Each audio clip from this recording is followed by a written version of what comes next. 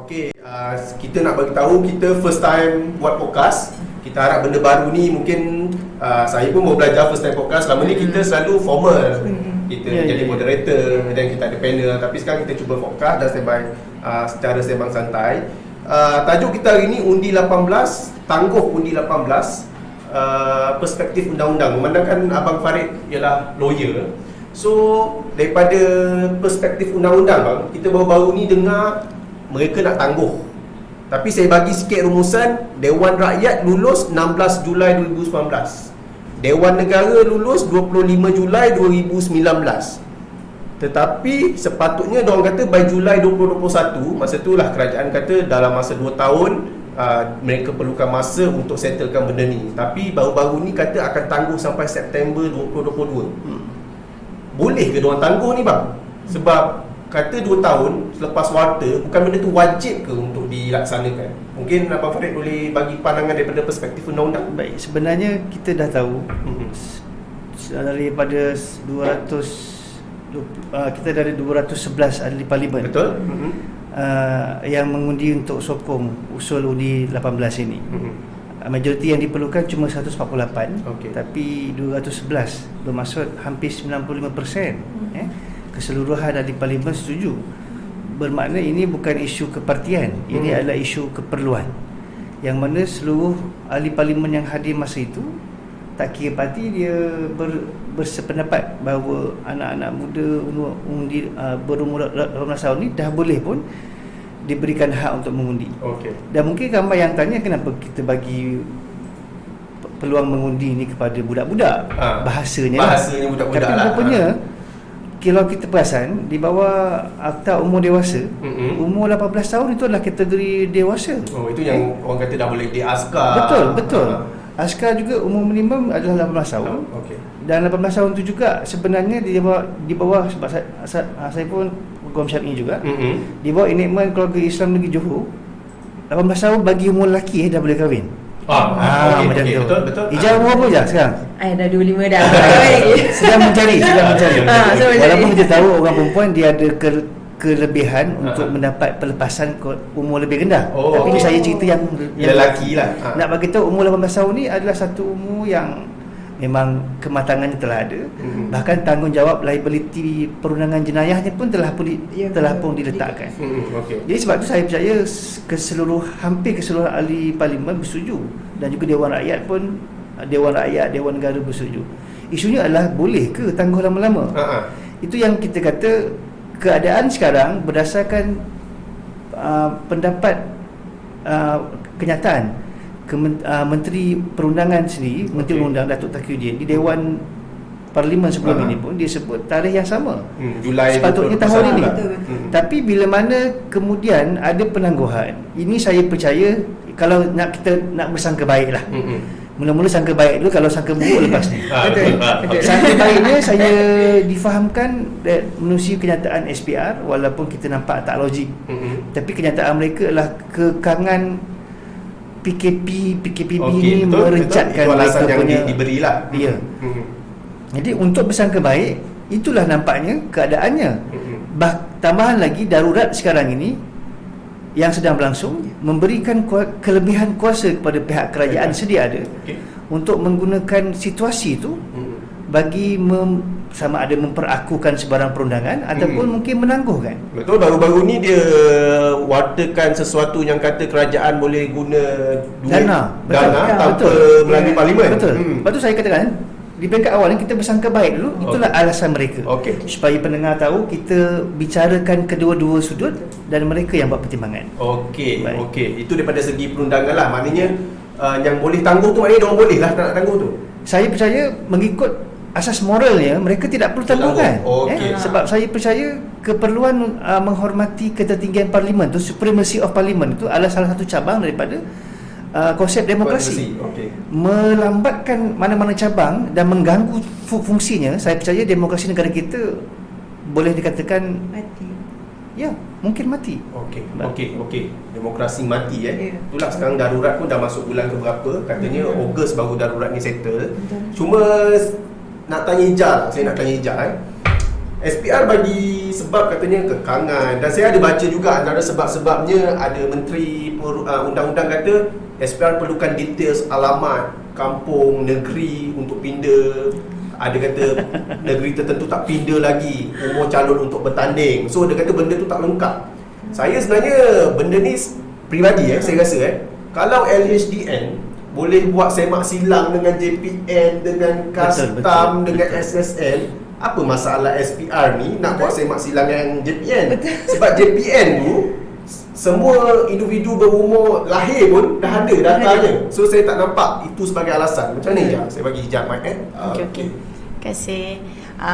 Macam yang pendapat Abang Farid sebentar tadi, saya pun kita husnuzon, fikir baiklah sekarang ni kan pada awalnya. Tetapi pada pandangan anak muda seperti saya, kalau kita tengok dengan teknologi sekarang, bagaimana media sosial orang aktif, tak logik sebenarnya apa yang dikeluarkan oleh pengarah SPR untuk berkaitan penangguhan undi 18 ni. Kalau betul tak cukup, ni tak apalah kan, kita buat borak santai kan. Kalau tak cukup, boleh je belia-belia yang ada ni boleh bantu untuk dari segi teknologi, untuk mendapatkan teknologi maklumat, nak dapatkan data dan sebagainya. Saya ada baca kan orang komen dan sebagainya. Kalau kita lihat untuk MySejahtera, disiapkan dalam tempoh yang pendek, singkat. Daripada data tu sebenarnya kita boleh dah dapat dah maklumat warga negara kita yang berumur 18. Jadi pada pandangan anak muda seperti saya, Risa dan Abang Farid, saya merasakan perkara ni tak masuk akal sebenarnya. Tak logik lah. Tak logik. Dan juga sebab apa, kalau kita lihat sebelum 21 kan, dan undi 18 ni adalah satu perkara yang baik. Kebanyakan negara kat dunia ni memang dah range umur undi 18. Betul. Negara jiran yang Indonesia tu pun umur 17 Abang Farid. Dia dah mula undi seusia 17. Jadi dengan Malaysia yang orang katakan satu ketika dulu kita gelar Malaysia ni sebagai Harimau Asia. Jadi umur 18 tu tak perlu ditangguh dah. Anak-anak muda saya rasa dah bersedia dan boleh memikirkan dengan baik untuk mengundi di usia 18 tahun. Okey. Ya. Terima kasih Ija. Sama. So Ija bagi contoh tadi, Indonesia pun negara 17 tahun dah boleh undi. Dan tadi saya ada buat sedikit kajian lah, ada negara yang 16 tahun pun dah boleh undi. Sekarang negara-negara maju dia fight untuk turunkan kepada 16 tahun. Tapi kita ni 18 tahun pun kita masih bertangguh lah. Betul. Okey. Pasal penangguhan undi 18 ni Abang Farid saya dapat baca minggu lepas ada remaja sekitar 18 orang remaja. Mungkin 18 tu simbolik pada undi 18. Dia nak saman kerajaan sebab kerajaan tangguhkan undi 18 ni, katanya ianya macam Abang Farid cakap tadi lah, seperti mencabar hak mereka sebagai pengundi walaupun telah diluluskan di dewan-dewan tertinggi negara. Mungkin Abang Farid komen sikit, boleh ke diorang ni saman kerajaan? Betul. Soal saman menyaman ni pada saya hak individu. Menghormati keputusan parlimen itu pun sebenarnya satu bentuk yang sangat baik. Dan bila mana pihak-pihak tertentu yang merasakan diri mereka terjejas dari segi undang-undang, sebenarnya boleh saja memfailkan sebarang bentuk tindakan bagi mendapatkan perintah daripada mahkamah. Isunya yang saya nak bangkitkan bukan soal boleh ataupun tidak orang saman SPR ataupun kerajaan. Isunya adalah saman itu takkan selesai pada waktu yang singkat. Maksudnya dia akan berlarutan. Saya percaya kalaulah bentuk saman itu salah satu kaedah untuk mendesak, ya saya setuju. Mana-mana pihak yang rasakan terjejas dan dia boleh mewakili suara ramai, dia boleh gunakan instrumen perundangan untuk membawakan kes ini ke tengah. Itu yang pertama. Yang keduanya, desakan juga perlu dibuat pada saya sekalipun dalam tempoh PKP. Bolehlah kita panjang-panjangkan, mungkin secara petition, secara memorandum. Saya percaya atas perhimpunan-perhimpunan dalam secara maya pun kita boleh laksanakan. Dari segi kapasiti belia, kita boleh semarakkan pandangan ni supaya bukan saja kita mendesak tu wakil Majlis Belia Malaysia 5-6 orang, wakil belia A 5-6 orang. Pada saya bukan setakat itu. Kalau betul kita rasa desakan ni perlu diteruskan, Majlis Belia Malaysia sangat sokong bahawa ketumbukan belia seluruh negara ni pada peringkat umur yang 18 tahun boleh menerajui desakan secara berhemat. Tapi tersusun, buatlah apa juga kaedah. Saya percaya Majlis Belia Malaysia sangat menyokong. Saya sambung sikit dengan Abang Farid bagi sebagai perspektif mungkin bapa lah kan. Sebab saya ada dengar juga bila saya masuk grup WhatsApp ni, ada ibu bapa yang kata, oh tak sokong lah, anak aku ni pun aku masih tanggung lagi, tiba-tiba nak suruh dia mengundi. So abang sendiri daripada sudut daripada pandangan seorang bapa, mungkin anak abang pada usia 18 tahun nanti akan mengundi. Macam mana abang melihat perkara tu? Kita kena mengaku remaja sekarang peluang pendedahannya kepada maklumat lebih besar. Dan kita, pada saya, kena beri kepercayaan pada anak-anak kita. Kita kena beri kepercayaan pada adik-adik kita bahawa mereka ada tanggungjawab yang besar untuk menyumbang kepada demokrasi negara. Bahkan juga kalau kita perasan, akan ada isu-isu semasa yang sebenarnya memberikan yang menjejaskan hal mereka sendiri. Contohnya kalau kita boleh tengok hal-hal berkenaan tentang silibus pendidikan, ataupun mungkin kaedah-kaedah manfaat seseorang pelajar boleh dapat. Saya percaya orang muda ni lah yang akan bersuara bagi pihak mereka. Betul saya setuju. Kalau pensyarah bapak dia orang yang bercakap anak saya begini tak cukup, mungkin bagi suara seorang mahasiswa ataupun remaja, pada mereka hal tu membadai. Jadi antara signifikannya keperluan undi 18 ni adalah kita meraihkan suara-suara remaja dewasa 18 tahun ni supaya mereka ada peranan untuk menyumbang kepada pentadbiran negara. Jadi saya percaya jangan kita kecilkan fungsi dan peranan mereka. Betul. Bila abang Farid cakap jangan kita kecilkan fungsi dan peranan kita, saya ada nampak satu komen kita punya penonton ni dia ganas betul. Ganas orang yang penonton hari ni Dia cakap bincang soal undi 18 ni tak bawa faedah buat masa ni, sebab anak-anak muda ni sekarang mungkin lebih terjejas daripada peluang pekerjaan ataupun mungkin kebajikan mereka. So Ija, baru-baru ni kerajaan, saya ada dengar lah beberapa menteri sebut, yang pertama bersyukur sebab ada gaji walaupun rendah. Yang kedua, bincanglah dengan majikan.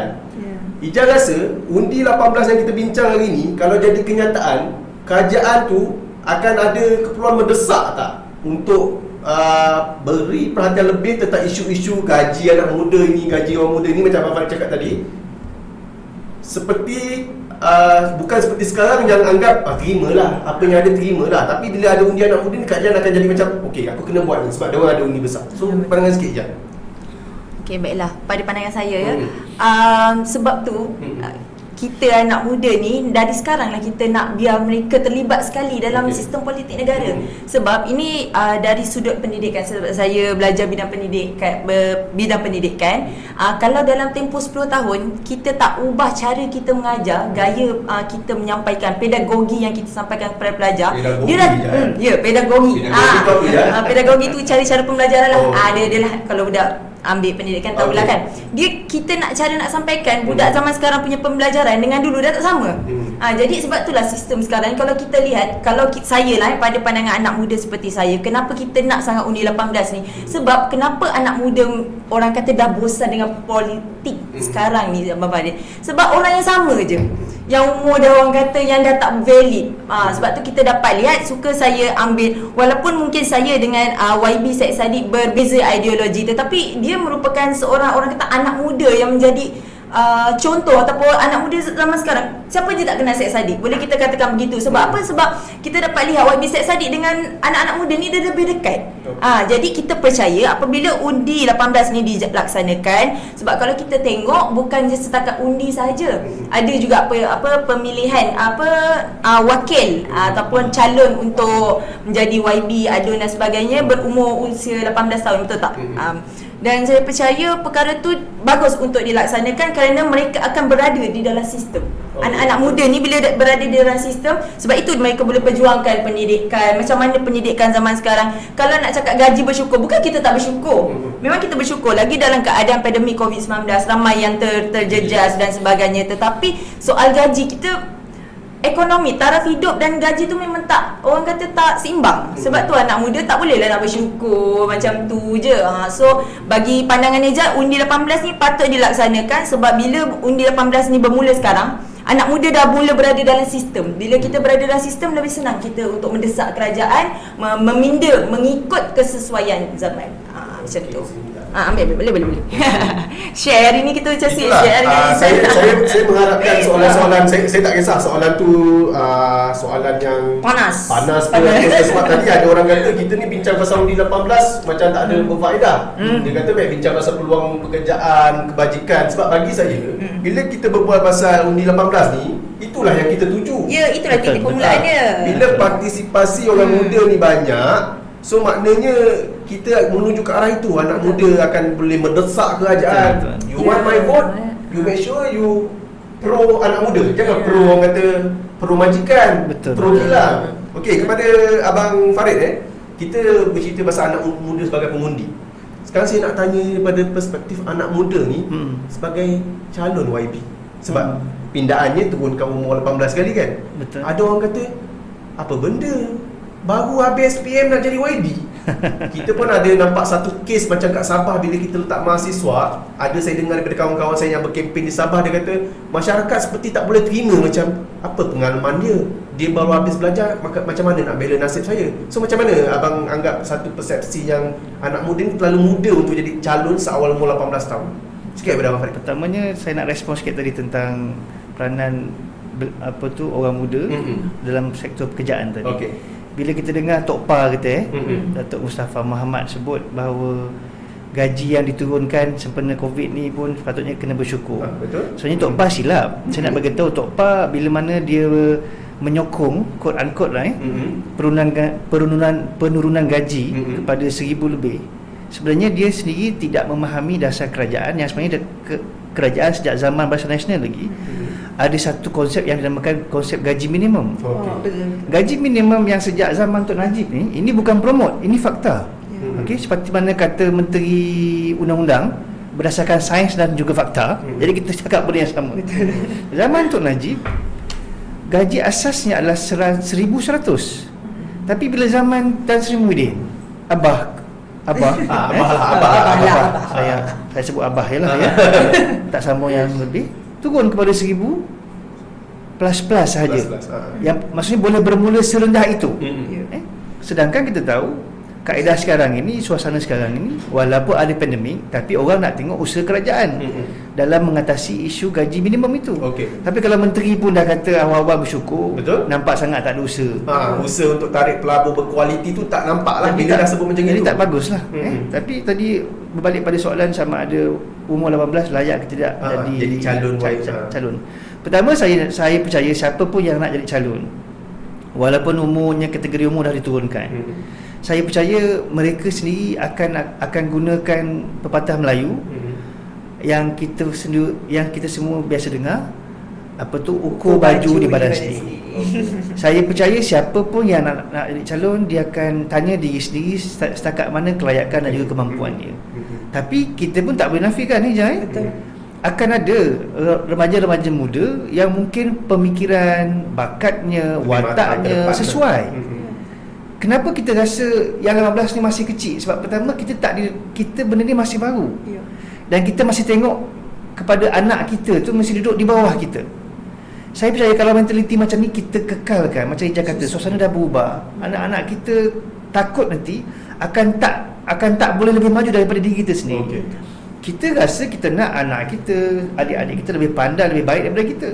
Tapi kalau kita sebagai abang, bapa sendiri pun dah beri sekatan, halangan, kita letakkan barrier, macam mana mereka nak buktikan kemampuan diri mereka? Saya percaya semuda mana pun orang tu, dia akan tahu sesuai ataupun tidak diri dia untuk posisi itu. Tapi kalau dia rasa dia layak dan dia mampu menarik sokongan, kenapa tidak kita benarkan? Siapa pengundi dia akan bertanggungjawab kepada dia. Layak ke tidak, pengundi akan tentukan. Betul. Okey, terima kasih Abang Farid. Sebelum saya pergi kepada Ija, saya nak baca banyak komen yang masuk hari ni. Walaupun siri pertama adalah yang agak keras, adalah yang agak lembut, yang agak keras dululah saya baca Kami anak muda nak terlibat dalam politik, tapi apa yang dipersembahkan kepada anak muda adalah politik sampah.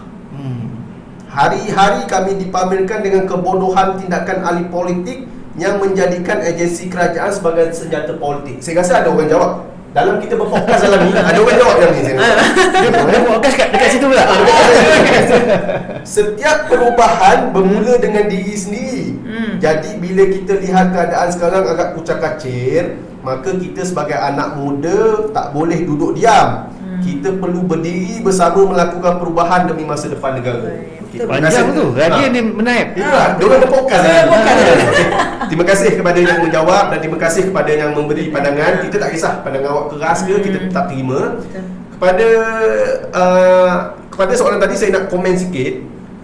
Kemarin ataupun hari Ahad, saya ada interview, ada program lah, sembang bicara dengan seorang YB, ahli Parlimen Bukit Mertajam. Dia, frasa dia ni masih melekat dalam kepala saya. Dia kata, lawan kepada politik kotor bukan tiada politik, tapi politik baik. So kalau kita nak lawan politik kotor tu, kita bukanlah tak participate, kita yang kena tunjukkan satu politik yang baik. Okey, soalan sama macam Abang Farid tapi Kak Ijaz. Ijaz rasa ada ke kawan-kawan Ijaz yang mungkin lebih muda kan, umur 20, 18, yang Ijaz rasa diorang ni dah layak dah untuk jadi YB ataupun untuk jadi wakil rakyat di kawasan-kawasan mereka? Mungkin dari pemerhatian Ijaz sepanjang aktif dalam Persatuan Belia ni. Okey, sebenarnya ramai. Sejujurnya sebenarnya ramai. Cumanya peluang dan ruang tu agak terhad kepada anak-anak muda. Seperti kita tahu, macam kita cakap lah, sebab tu kita nak undi 18 ni. Sebab seperti Abang Farid cakap, kita seolah-olah memandang kecil anak-anak muda ni. Kalau kita perasan, budak-budak ni bukannya tak boleh sebenarnya, cuma kurang dikedepankan, ataupun orang kita ada orang Melayu ni macam mana dahulukan yang tua selalunya kan. Budaya kita selalu macam tu. Kita lebih kata dengar orang cakap, tidaklah kita mengatakan orang tua tu salah, anak muda sentiasa betul. Kita ada pro and cons dia dalam perkara itulah. Ada yang orang tua lebih betul, ada anak muda lebih betul, kita mengikut keadaan. Tetapi apabila orang cakap anak muda tak layak mengundi ataupun tak layak menjadi seorang wakil rakyat, saya katakan, kalau kita tengok wakil rakyat hari ini yang dah tua-tua tu Abang Farid, kadang pelangainya lagi macam budak-budak. Macam kita tak boleh nak sambung lah ayat terus je. Tak boleh sambung, tak berani dalam podcast ni kan. Takut jadi bahan akan datang. Tapi itulah realitinya. Sebab tu kita katakan ada setengah anak muda yang kita perlu bagi peluang, bagi ruang. Dia memang ada. Boleh saya nak petik siapa ramai sebenarnya dalam galangan belia pun. Belia, kalau kita di negeri Johor ni, bawah belia tu banyak cabang dia. Dari Felda, ada belia gerakan 4B, banyak. Dan dalam tu semua memang ada. Cuma pada masa ni agak terhad anak-anak muda ni. Sebab tu anak muda zaman sekarang kita tak boleh nak diam. Saya suka yang tadi buat podcast kat dalam komen tu yang dia kata bila dah hiruk pikuk macam ni, anak muda tak boleh diam. Sampai bila anak muda nak diam? Sebab itulah pada hari ni kita perjuangkan undi 18 ni untuk anak muda bersama-sama diketengahkan menjadi wakil rakyat. Tidaklah orang kata anak muda ni nak jadi wakil rakyat je, tapi macam Abang Farid kata, ukur baju di badan sendiri. Macam saya, sejujurnya saya rasa tak layak lagi lah, tapi ada yang layak. Memang ada yang layak. Kita tak boleh nafikan dan kita bagi ruang dan peluang. Apa salahnya? Macam tu. Ijaz merasakan dia tak layak lagi. Saya tak layak lagi. Saya rasa dia lebih daripada layak untuk jadi YB. Okey. Kita ambil satu soalan ni. Ada soalan yang mungkin saya serahkan kepada Abang Farid lah soalan ni, sebab soalannya agak serius juga. Apa peranan kerajaan untuk memberikan didikan formal kepada anak muda untuk undi 18? Kerajaan punya peranan, nak kena ada silibus politik ke dalam kita punya silibus pelajaran ke, macam mana Farid? Sebenarnya kalau kita perasan, usaha untuk melobi undi 18 ni berlaku sejak tahun 2018. Pada ketika itu, walaupun di bawah pentadbiran PH, kita kena beri satu penghargaan kepada kerajaan PH. Bahawa waktu itu dalam usaha kerajaan ketika itu nak mengetengahkan idea undi 18 ni, mereka tu bukan jawatankuasa jawatankuasa muda undi 18. Saya percaya waktu itu mereka dah pun kumpulkan pakar, mungkin wakil-wakil NGO dan orang muda, kenapa undi 18 ni perlu disokong dan dilaksanakan. Berbalik kepada soalan macam mana kita nak memberikan pendidikan, saya percaya seawal 2018 tu usaha-usaha kerajaan dah pun dilaksanakan. Sehinggalah kemuncaknya bila dia diluluskan di Parlimen. Lepas itu, yang jadi masalahnya ialah lepas lulus di Parlimen dan sepatutnya dilaksanakan tahun ini, kita kena mengaku ada pendapat daripada Wan Faisal ketua penerangan sekarang ni Menteri Belia dan Sukan kita lah. Ya betul.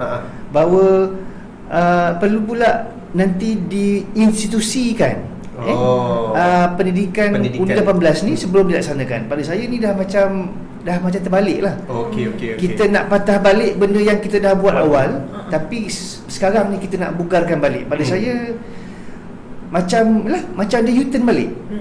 Saya sangat percaya usaha itu dah pun berlaku sejak 2018. Apa yang kita kena bugarkan sekarang adalah, pertama, laksanakan Undi 18 itu. Dalam masa laksanakan, kuatkuasakan, pewartaan diteruskan semua. Yang kedua, memberikan penjelasan tentang apa yang dah berlaku sekarang ini. Bila dah laksana jadi undang-undang, pelaksanaan tu, penguatkuasaan boleh dibuat. Di situlah nanti barulah tuan-tuan nak buat kempen ke, walaupun dah pernah dibuat, saya nak beritahu, kita bugarkan balik. Laksanakan dulu, endorse dulu, jadikan satu perundangan yang jelas, yang tidak akan boleh ditangguhkan lagi. Waktu itu sementara tunggu ke PRU yang bakal dilaksanakan pada bila masa. Pendidikan dimasukkan waktu itu. Ya. Sebab awak nak kata pendidikan dah mula ke belum? Tanya saya, kita dah mula dah pun. Tapi biasanya orang yang nak menangguh ni dia akan buat alasan lah. Kita belum buat. Padahal kalau tanya saya, rujuklah balik minit-minit handset dalam parlimen. Seawal kajian PH dah ada dah. Pelaksanaan untuk pendidikan ini. Ya, mungkin dia tidak formal. Tapi saya nak bagi tahu, inilah kaedahnya, dia dah pun berlangsung. Tapi janganlah semata-mata sebab awak belum nampak kesan yang besar, kita tangguhkan pelaksanaan, sedangkan bijak pandai dalam parlimen tu dah buat keputusan. Kalau betul awak semua ni bukan bijak pandai, kenapa luluskan? Itu yang orang katakan nanti jadi panggil macam budak-budak. Dah cakap tarik balik. Padahal semua dah kena vaksin. Parlimen kita lagi. Semua dah kena vaksin. Ni sama-sama kita sendiri-sendiri. Baik. Terima kasih Abang Farid. Banyak komen kita hari ni. Tak sangka siri pertama podcast kita ramai yang berminat. Ini saya suka ni. Ini zaman ini, dekad kita. Undi 18 tahun. Saudara Muhammad Hafiz Abdul. Ini saudara Solihin. Ada soalan lagi. Saya sebenarnya nak hantar soalan kepada Ijaz, tapi soalan ni macam kepada Abang Farid. Tak apa, saya hantar soalan kepada Ijaz dulu. Ijaz, ini daripada Kak Fiza kita. Kak Fiza, adakah Undi 18 semata-mata retorik politik, atau kita benar-benar yakin remaja 18 tahun mampu memilih pemimpin negara? Saya ulas sikit soalan ni sebab saya rasa masa permulaan nak hantar ke parlimen dulu, ramai je yang tak setuju sebenarnya. Ramai kata tak sedialah, 18 tahun ni tak sedialah semua. Tapi akhirnya orang kata orang politik ni perlukan undi, dia terpaksa juga luluskan. So adakah kita ni retorik macam soalan ni kata, ataupun kita sebenarnya betul-betul yakin anak muda 18 tahun dah boleh pilih pemimpin negara? Silakan Ijaz.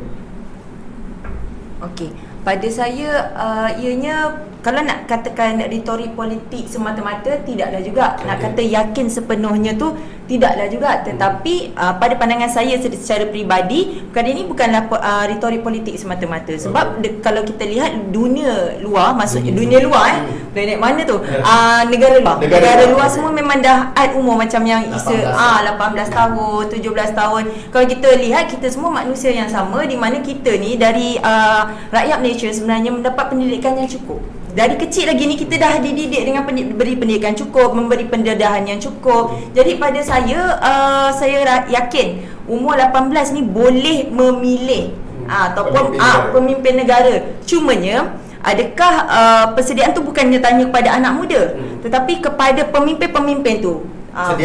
Pemimpin sedia ada. Adakah dia memberi sesuatu yang perkara yang baik untuk kita undi, ataupun cakap wayang, mempamerkan kewajakan wajah, kecantikan wajah. Jadi anak-anak muda pada hari ini dia dah boleh menilai. Sebab tu kita kata jangan perlekehkan anak muda. Nampak macam tak bersedia dan sebagainya. Tetapi sampai bila kita nak cakap anak muda tak bersedia? Sampai bila kita nak katakan anak muda ni kira tak yakin dengan anak muda punya pilihan? Sepatutnya dari sekarang lah masanya. Kalau kita rasa anak muda, inilah percubaan. Kita takkan first time kita nak buat Undi 18, kita takkan perfect. Mungkin kita akan nampak memilih wakil rakyat yang orang kata macam mana, agak ada yang kurang dan sebagainya. Tapi kita semua manusia. Dalam masa yang sama, perkara tu akan menjadi lebih baik pada masa akan datang. Kita pun akan melahirkan pemimpin-pemimpin muda yang lebih baik pada masa akan datang. Ini first time nak buat ni, dia akan adalah kurangnya di situ di sini, tetapi anak muda dia makin lama makin matang. Banyak ni media sosial ni, bukannya orang kata nampaklah TikTok apa semua, tapi TikTok bukannya perkara yang tak baik je. Dia banyak perkara yang baik, di mana di situ anak-anak muda dah boleh, orang kata dah nampak mana pemimpin yang matang. Sebab tu anak muda sekarang menyampah dengan politik, sebab dia melihat orang-orang politik sedia ada yang orang kata macam kebudak-budakan lah. Jadi dekat situ saya rasa mereka satu hari nanti mereka akan boleh pilih pemimpin yang baik. Saya yakin. Yakin anak muda. Semangat hari ni. Saya rasa Ija dah jawab soalan ada. Abang Farid ke? Bukan soalan. Soalan apa tu? Ini daripada Daniel ni, hardcore kita punya podcast hari ni. Daniel Ezekiel lah, saya panggil Ezekiel. Undi 18 tak boleh dilaksanakan asal jangan yang 18 tahun tu hisap gam sambil melangkah kertas undi. Marahnya okey ke Daniel? Okey ke? Okey ke tu? Lepas tu Daniel marah. Dekat korang lah. Boleh tak jangan guna pandangan peribadi? I want your firm statement undi 18. Yes or no? Okey, itu tak apalah. Kita keras pun kita terima, jangan pun kita terima. Bagi tahu dekat Daniel, biasanya soalan macam tu moderator akan tanya di hujung sesi. Di hujung. Jadi sabar dulu. Sabar dia. Ini okey ke tu? Sabar. Okey, sebelum saya nak ambil soalan lain, saya nak bagi sikit orang kata sejarah pasal undi 18. Sejarah ni bukan sejarah dalam Malaysia Sejarah ni sejarah dunia. Kita ambil perbandingan luar negara United Kingdom, United States, Jerman, Kanada, Perancis, Australia. Daripada tahun 70-an orang 18 tahun dah boleh memilih pemimpin. Tahun 80-an India, Pakistan, New Zealand, Amerika Latin, diorang 80-an. Kita ni tahun 2021 masih nak tangguh lagi ni. Di Asia Tenggara pula cuma tinggal Malaysia dengan Singapura je yang masih umur undi 21 tahun, dan negara-negara lain yang masih 21 tahun, Kuwait, Oman, Cameron, Lebanon, Samoa dan Tonga. Okey. Saya ambil balik soalan ni. Soalan daripada kawan kita tadi untuk Abang Farid, sebab soalan dia ni je lah, lawyer tanya lawyer. Ni soalan Solihin. Lawyer tanya lawyer. Okey. Soalan dia, perlu ke Johor? Ni Abang Farid perlu ke Johor pindah enactment tubuh negeri Johor untuk pengundi 18 tahun dan calon 18 tahun? Nak pindah kita ni perlembagaan negeri ni susah. Perlu ke? Okey, pertama kita kena mengaku akta induk je bagi umum majoriti adalah akta persekutuan. Okey. Di bawah akta SPR juga dia adalah akta induk. Jadi bila akta induk, kita ikut induk saja. Okey. Itu keterutamaan. Jadi sebab pilihan raya, Suruhanjaya ini semua adalah salah satu kalau kita boleh kata badan yang dikawal sepenuhnya oleh persekutuan. Jadi bila persekutuan ni dia punya badan perundangannya adalah Parlimen. Bila badan Parlimen dah buat keputusan untuk meminda, maka akta yang terpakai adalah akta Parlimen. Jadi untuk itu saya percaya yang kita perlu risaukan adalah keperluan di Parlimen dan penguatkuasaan dan juga pelaksanaan. Itu yang kena jelas. Jadi tidak ada gambaran yang lain, sebab dalam ini bila pemakaiannya adalah bagi maksud persekutuan. Pilihannya juga adalah maksud persekutuan. Yang kita kena diperteguhkan adalah akta di Parlimen itu sendiri. Okey. So maksudnya dalam negeri ni semuanya bila Parlimen dah buat keputusan soal SPR ni semua terpakai di semua negeri lah. Okey, faham. So kita harap soalan lawyer kita dijawab oleh abang lawyer kita tadi. Saya nak terus kepada Ija. Bilangan pengundi baru ini saya ambil daripada orang kata perbahasan mantan Perdana Menteri kita ke-7 Tun Dr. Mahathir Mohamad kata kalau undi 18 ni dah diluluskan dah pun, pada 2023 bilangan pengundi itu baru dijangka 7.8 juta. Okey. PRU 14 kita punya pengundi 14.9 juta dan dijangka 2023 pengundi kita akan jadi 22.7 juta, hampir 50% lah. Daripada statistik ni, saya nak tanya Ija, ambil soalan daripada tadi saudara mana Daniel. Saudara Irfirdaus Itnin. Seandainya undi 18 bakal dilaksanakan dalam masa terdekat, ini banyak ni 7 juta, hampir separuh daripada PRU14. Macam mana kita nak pastikan anak muda ada kesedaran nak keluar undi? Kita tak naklah, kita dah bagi diorang peluang hak mengundi, kita dah bagi diorang turunkan rumah, last time hari mengundi tidur kat rumah. So macam ni je untuk timbulkan kesedaran untuk diorang ni keluar. Okey. Untuk kesedaran ni itulah berbalik kepada kerajaan yang kita ada sekarang ni. Apa yang kerajaan perlu lakukan. Seperti yang kita lihat sekarang ni agak yelah dah ditangguhkan, dia nak kempen macam mana, betul tak? Memang tak adalah. Tetapi sebenarnya apabila kita melihat desakan untuk membuat undi 18 ni, saya percaya mana-mana parti, all over the parties telah melaksanakan bagi pendedahan, kesedaran kepada anak muda. Mungkin berjumpa sebab pandemik COVID-19 ni kan, berjumpa dalam kelompok-kelompok yang kecil, seperti saya sendiri dan juga beberapa, saya ada terlibat dengan beberapa gerakan ataupun pertubuhan yang kita mendekati anak-anak muda yang mana kita percaya umur 18 ni baru lepas SPM, dan kita pun ada SPM Pro Max kan baru-baru ni kan, yang jadi mereka, kita faham yang mereka ni baru habis sekolah dan mungkin agak ada yang kurang pendedahan mengenai perkara-perkara seperti ni. Jadi apa yang saya percaya, satu adalah kerajaan dah kena mula by hook or by crook. Tak payah orang kata, tak perlu perkara yang susah, mungkin kempen di televisyen pun dah mula, orang kata mula dari gerakan yang kecil. Sebab undi 18 ni kita baru nak buat, jadi kempen tu mula dari daripada TV, televisyen, dan juga inilah tugas-tugas parti politik kita. Kau pernah dekat tak? Macam nak jawab kan? Alah, saya bukan anak apa lah. Bahaya tu kan. Jadi itulah parti-parti politik yang sedia ada. Macam mana kita nak raih undi, kita mendekati anak-anak muda, memberi kesedaran kenapa kita perlu terlibat dengan politik. Walaupun orang kata menyampai dengan politik, kita tak boleh lari kan daripada politik ni. Jadi first kali macam saya kata, kerajaan, itulah parti-parti politik. Sebenarnya bukan parti politik je, belia-belia kan, gerakan belia, NGO dah boleh memberi kesedaran untuk undi 18. Dan saya percaya anak muda ni Abang Farid, dia walaupun orang kata undi 18 ni dia tak ambil tahu apa, tapi dia cakna, dia maksudnya dia tahu kerajaan macam ni, cuma dia tak mendalami apa politik tu. Dia tahu tapi dia tak mendalami. Untuk kita panggil anak muda pergi ke datang mengundi, keluar mengundi, itu pada pandangan saya sebenarnya bila, sebab kalau undi 18 kalau tak silap saya, dia nak terus daftarkan, betul tak?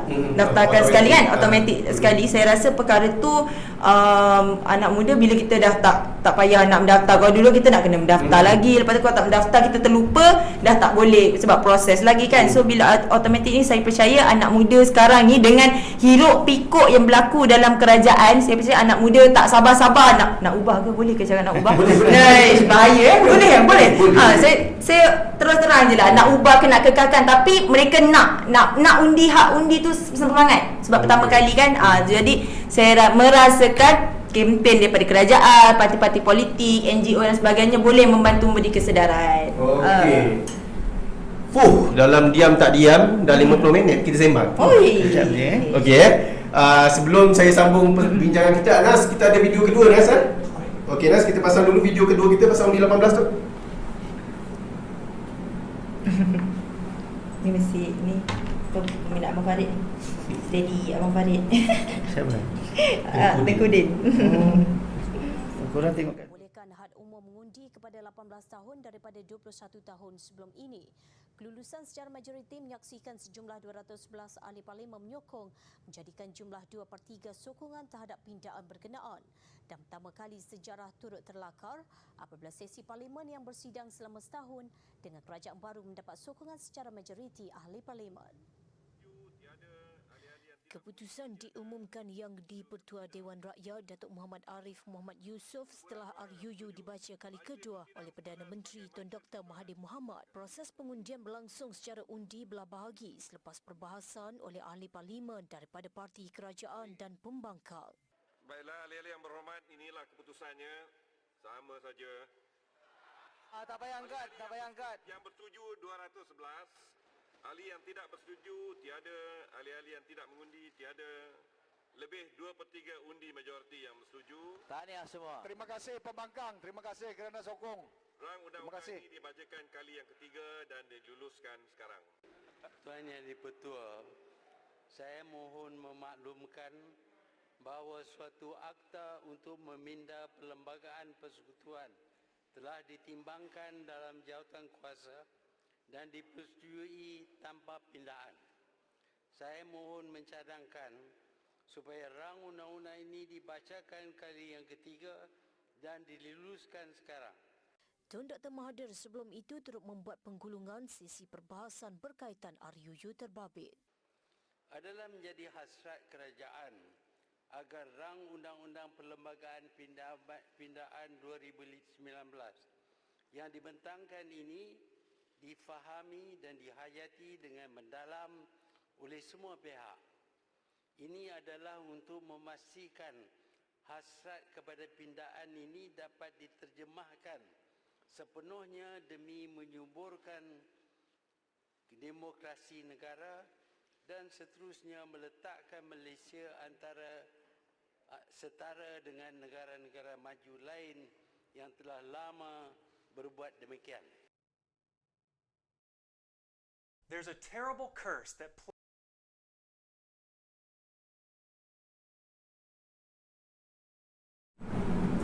Okey, itu tadi video kedua kita dan terakhirlah kita untuk hari ini Undi 18. Kita dapat lihat macam mana perbahasan mantan Perdana Menteri kita Dr. Mahathir membentangkan usul Undi 18 ini yang akhirnya diluluskan secara sebulat suara ataupun dapat 2/3 untuk pindaan perlembagaan. Okey, sebelum saya pergi ke soalan terakhir saya, tu soalan terakhir saya lah. Saya nak baca dulu soalan-soalan kita punya sahabat yang menonton kita pada hari ini. Mungkin pandangan Abang Farid lah. Ini ada daripada Pertubuhan Pendidikan dan Pembangunan Modal Insan Negeri Johor. Dia komen lah. Kami berharap anak muda dapat memahami kepentingan politik ini kerana negara kita adalah negara demokrasi berparlimen. Setiap usul dan penekanan isu rakyat adalah di Dewan Parlimen. Ingatlah anak kecil yang bermain api hingga terbakar hatinya yang sepi. Apa yang tinggal hanyalah kuasa yang akan menentukan masa depan negara. Hari ini adalah hari esok. Hari ini adalah untuk kita sediakan anak. Hari ini adalah untuk kita sediakan masa harapan anak-anak kita. Mungkin Abang Farid boleh komen sikit daripada Pertubuhan Pendidikan ni punya komen. Betul. Selagi kita tak jemput orang masuk ke gelanggang bola sepak, orang tak akan main bola. Okey. Selagi mana mereka menjerit di tepi, mereka adalah tukang sorak ataupun penyokong. Kita sekarang dengan lulusnya Undi 18 tu, kita nak menjadikan semua penduduk Malaysia yang layak mengundi sebagai pemain bola. Dengan walaupun orang kata main bola kalau cuma 11 orang, ialah itu analoginya. Bermaksud orang yang main bola saja akan tahu selok-belok main bola. Jadi kalau kita nak suruh anak-anak muda kita matang, dia bertanggungjawab kepada negara dan masa depan, mereka kena tahu apa fungsi dan peranan mereka kepada negara. Memberi undi adalah salah satu kaedah yang paling bertanggungjawab. Soal tadi kita ada dengar jangan sampai yang undi tu ada yang hisap gam dan sebagainya. Nak bagi tahulah, saya pun peguam sivil juga, buat jenayah. Hisap gam ni bukan budak je. Ada orang umur, saya kena mengaku di mahkamah magistrate, jenayah umur 65 tahun pun kena tangkap lagi. Hisap gam berulang-ulang hisap dadah gam. Nak kata macam mana? Kita asyik salahkan anak muda tu, yang anak muda jauh daripada kita. Sebab kita memperkecilkan dia. Macam yang Ijaz kata, anak yang sedang membesar, kita raikan dia dan berikan pendapat. Saya percaya anak-anak akan lebih yakin dengan kemampuan mereka bila kita sebagai abang, sebagai kakak, sebagai bapa, sebagai ibu memberikan rasa penghargaan bahawa mereka boleh menyumbang sesuatu kepada negara. Raikan mereka dan insya-Allah mereka akan beri yang terbaik untuk negara kita. Tadi saya nak tambah sikit. Yang sekarang kita bincangkan adalah Undi 18. Sebab itulah keperluan kelulusan di Parlimen mandatory sebagai akta di peringkat pusat. Kalaupun ada keperluan untuk pindaan peringkat negeri, enactment dan sebagainya, itu hanya merujuk kepada pindaan kepada umur sebagai wakil rakyat. Sebab Dewan Undangan Negeri, calon-calonnya nanti dia kena berkait dengan undang-undang negerinya. Itu calon dun lah kan? Calon dun je. Jadi cuma tajuk kita adalah tajuk Undi 18. Jadi kita fokus kepada Undi 18 ni, pusat dah lulus, Parlimen dah lulus, semua kena pakai lah. Jangan buat kecoh. Jalan je terus. Tapi kalaupun ada keperluan meminda enactment di peringkat negeri, itu hanyalah berkaitan tentang kesesuaian umur muda untuk jadi calon. Okey. Itu sahaja. Okey, Ija, kita dah masuk ke orang kata masa kecederaan sebab orang kata dengan saya sejam je podcast ni Okey. So soalan daripada saya lah untuk Ija Saya nak bacakan dulu top 5 youngest leader that lead the state dalam dunia ni Sebastian Kurz 34 tahun, Chancellor Austria. Sanna Marin 35 tahun, Perdana Menteri Finland. Betul. Irakli Garibashvili 38 tahun, Perdana Menteri Georgia. Ijaz rasalah di masa depan bila kita dah bagi peluang anak muda 18 tahun mengundi, kelompok pengundi muda tu kita lihat semakin besar. Mungkinkah parti-parti yang menawarkan Perdana Menteri muda akan satu hari nanti menjadi pilihan bagi anak-anak muda yang dapat hak mengundi ni? Komen sikit je. Okey, pada saya lah kan, kita berbalik kepada asas dia. Bila anak muda ni bukan orang kata tak tahu langsung, dia boleh menilai. Jadi takkanlah orang kata yang tantang untuk menjadi Perdana Menteri kan. Kalau parti politik tu sendiri nak menghantar calon Perdana Menteri pun ianya bukan semata-mata muda. Mesti dia ada kriteria dia. Kita tahu dia ada kepribadian yang baik. Takkanlah ada parti ni nak menang kita hantar orang yang ada kesalahan jenayah kan. Tak logik, betul tak? Bagi saya perkara tu tidak mustahil. Parti akan menghantar individu yang muda untuk menjadi Perdana Menteri. Tetapi saya percaya di orang kata rakyat Malaysia ni masih waras lah, walaupun kita berbeza parti sekalipun, kita akan menghantar calon-calon yang baik. Cuma sama ada antara calon tu baik ataupun dari segi pendidikannya berbeza. Mungkin ada yang PhD, ada yang degree, tetapi pada asasnya mereka mestilah valid, maksudnya solid untuk menjadi Perdana Menteri tu. Mana-mana parti akan ada karakter tu, mesti ada. Dia tak akan hantar orang kata sekadar hantar calon, sekadar hantar muda. Betul, sekadar hantar muda. Sebab ini mengikut pengalaman saya untuk berada di dalam sistem MPP, Majlis Perwakilan Pelajar Universiti pun, kita tak letak tiba-tiba budak baru masuk, letak dia at least untuk semester pertama dia kena ada pointer. Kalau tiba-tiba pointer dah bawah 1 dia tak boleh, dia tak layak. Jadi kita dari situ. Jadi itu dari peringkat universiti. Jadi saya percaya di peringkat negara, kalau kita kalau sesuatu parti tu hantar untuk calon Perdana Menteri, dia mesti hantar seorang yang solid. Dia takkan hantar orang yang bukan-bukanlah. Itu pada pandangan saya. Dan saya berharap satu hari nanti perkara tu boleh berlaku. Sebab tak ada yang mustahil. Okey, Abang Farid kita yelah, macam Ijaz katalah, kita sebenarnya tak kisahlah apa muda ataupun berumur, tapi kelayakan sebagai Perdana Menteri itu kenalah orang yang orang kata berkelayakan untuk jadi Perdana Menteri. Tapi itulah orang kata, bila ada pihak yang macam mencucuk-cucuk cakap negara lain boleh ada umur Perdana Menteri 35 tahun, 36 tahun, 38, kenapa kita masih nak Perdana Menteri 70, 90, 80 tahun? So persepsi ni secara tak langsung saya rasalah dapat juga mempengaruhi pengundi-pengundi muda yang hari ini ataupun yang bakal mengundi akan datang. So macam mana kita nak ubah persepsi ni? Kita pilih Perdana Menteri yang berkelayakan. Umur tu boleh tak kita letak nombor 2 macam gitu? Kalau saya boleh menyakat sikit, kita kena tengok keadaan negara kita. Negara kita ni adalah salah satu negara yang mempunyai pemimpin yang paling lama berkhidmat. Kita kena mengaku Dr. Mahathir berkhidmat 22 tahun. Soal jasa dan baktinya ada. Cuma kalau kita nak bagi tahu 22 tahun tu tempoh yang lama, ya, secara tersiratnya dia menyekat peluang orang-orang yang lain. Itu realitinya. Soal dia bagus mentadbir, ya, kita tak boleh nafikan. Tapi soal tempohnya yang panjang, dia sudah pasti memberi ruang yang lebih kecil kepada orang-orang baru. Dan begitulah berterusan sehingga sekarang. Jadi kita masih tengok pemimpin utama negara kita masih mereka yang berumur. Soal sama ada kita mampu tak bergerak ke hadapan, dan katakanlah soal umur ini menjadi kelebihan bagi watak-watak pemimpin masa depan. Saya percaya Malaysia boleh berubah menuju ke arah itu. Dengan kaedah apa yang tadi Ijaz bagi tahu. Pertama, kita bersedialah mengemukakan calon-calon muda yang berwibawa. Berwibawa lah, bukan sekadar muda lah. Ya, lengkap watak dan segmennya. Kebijaksanaan, kepandaian, karakter, sahsiah, itu semua masuk. Saya percaya akan tiba masanya orang-orang lama pun akan memberi ruang kepada pemimpin-pemimpin muda. Bila waktunya, marilah kita bermula daripada sekarang. Mula beri ruang kepada orang-orang muda untuk berlatih memimpin. Selagi mana orang-orang lama terus menghalang ruang ini, maka tidak akan ada orang baru dalam dunia pentadbiran Malaysia. Sebelum akhirnya, saya cuma nak berkongsi hadis Rasulullah SAW. Apa Nabi kata? Anfa'un nas yanfa'uhum linnas. Orang yang paling baik bermanfaat kepada manusia adalah orang yang memberi manfaat kepada orang yang lain.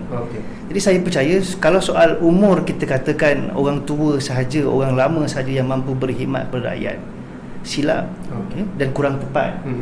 Hadis Nabi sebut siapa pun boleh jadi orang yang bermanfaat. Kita boleh tengok contoh-contoh orang muda yang disukai ramai. Jangan tipu. Ustaz Abid Liu, Betul. bukan dalam negara dia berbakti, seluar negara pun disampai. Baru-baru ni ke South Africa ni. Sekalipun mungkin dia tidak ada kecenderungan untuk politik, tapi saya percaya watak-watak begini kalau kita boleh perbanyakkan, orang muda khasnya dan mungkin orang lama pun seronok dengan watak-watak begini. Watak yang memberi manfaat kepada orang ramai, manfaat diri sendiri. Kemudian kalaupun ada, dia mengikut saja. Yang kita sedih ni, yang orang muda sekarang agak fed up mungkin, ditakuti sebahagian besar daripada orang-orang yang kita nampak berpolitik ni mengutamakan manfaat, kalaupun tidak diri sendiri, manfaat kelompoknya semata-mata sendiri, dan manfaat kepada umum tu kurang, bukan tak ada. Jadi watak begini yang kita percaya perbanyakkanlah kumpulan-kumpulan pemimpin-pemimpin baru mungkin, insya-Allah, yang niat asasnya macam Nabi kata tadi, beri manfaat yang banyak kepada masyarakat. Wallahu a'lam. Insya-Allah. Okey, saya tak nak tutup awal sebab dulu saya ada pengalaman tutup forum awal. So orang bagi so memang tutup awal sangat.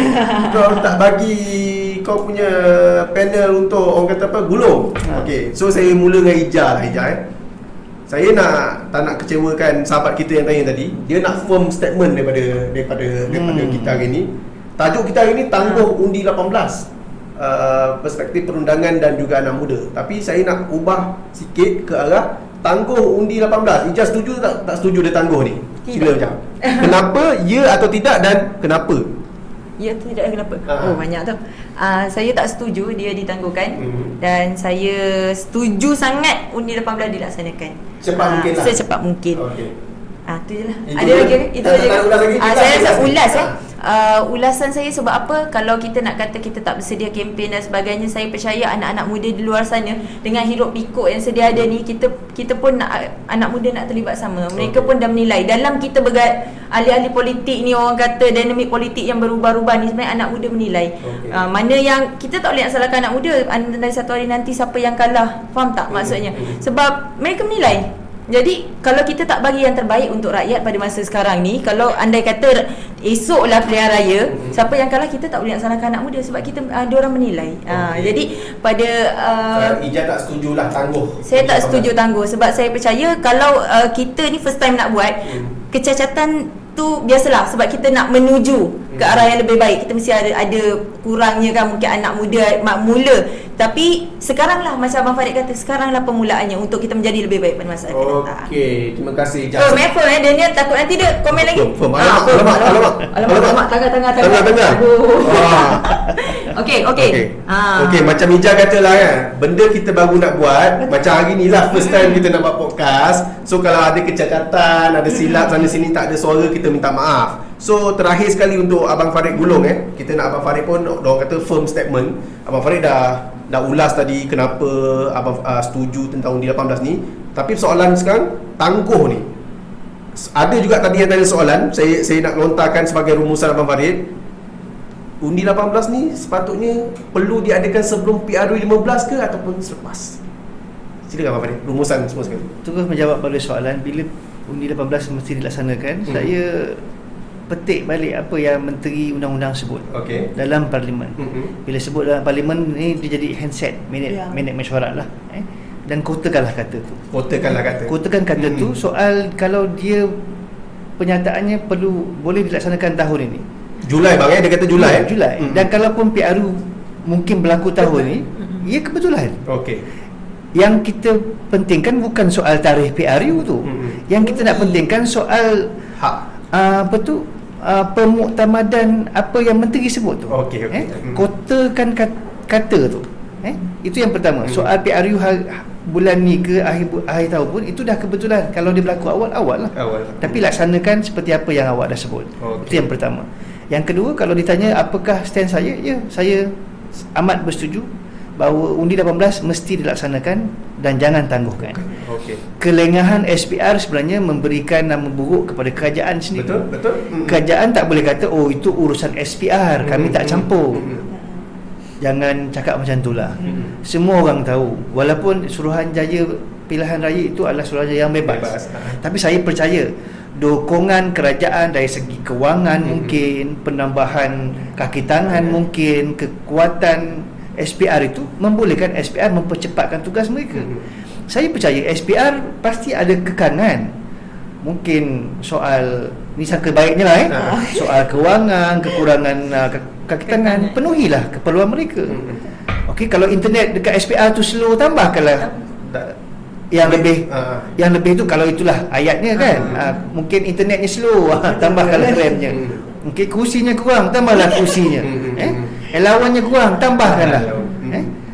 Wallahu a'lam, saya percaya tidak ada alasan untuk kerajaan. Tapi kalau mereka masih menangguhkan, kerajaan tak boleh menyalahkan kerajaan, tidak boleh menyalahkan rakyat, bahawa rakyat memang berprasangka kerajaan hari inilah yang sengaja melewatkan, bukan SPR. Okey, terima kasih kepada Abang Farid, kepada Ija. Tajuk kita hari ini tangguh undi 18, kedua-duanya tak setuju yang ditangguh. Kita pegang kata-kata Menteri Perundangan Datuk Seri Taqiyuddin, Julai 2021, kita nak Julai 2021. Kalau kata SPR ada kekangan ke apa, macam saya cakap awal tadi, kalau LHDN pun boleh buat semak silang dengan JPN, betul. SSM semua, saya rasa tak ada masalah untuk SPR buat semak silang dengan JPN. Oleh itu, terima kasih Ija. Terima kasih Abang Farid. Terima kasih, baik. Sama-sama. Saya minta maaf kepada penonton kita kalau ada kecacatan sana sini, tadi ada tak ada suara. Dan kepada Daniel, saya harap kita menjawab soalan awak semua. Kita ambil semua soalan keras, soalan lembut semua kita ambil. Dan kita jumpa lagi dalam podcast Bicara Dewan Muda Johor siri kedua. Sama ada bersama saya lagi ataupun mungkin pengendalian lain, kita nantikan. Selamat malam dan Assalamualaikum warahmatullahi wabarakatuh. Assalamualaikum.